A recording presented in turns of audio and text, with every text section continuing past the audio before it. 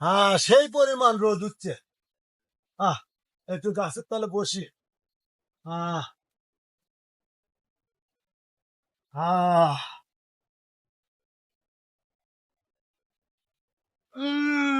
শান্তি।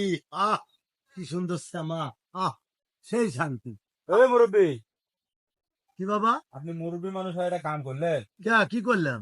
এই যে কত সুন্দর রোদ উঠছে, হ্যাঁ, রোদ আর এই উঠছে। গাছ এই কথা ওই রোদ উঠছে জন্য ছামার তলে বসছি। ঠিক আছে আপনি বসেন, হ্যাঁ কিন্তু এই যে গাছের যে পাতা ছিঁড়ে আপনি বসলেন, হ্যাঁ, এই কামটা ঠিক করলেন আপনি।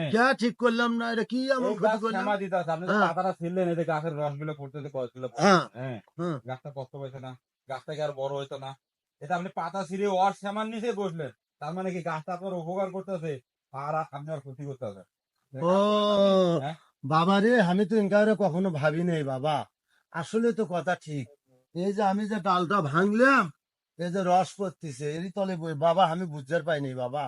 আসলে তুমি আমার চোখ খুলে দিলে বাবা, আজকে থেকে বুঝতে পারছি। বুঝছেন? হ্যাঁ, বুঝছি আচ্ছা চাচা। ঠিক আছে। আচ্ছা বাবা, ভালো থাকো।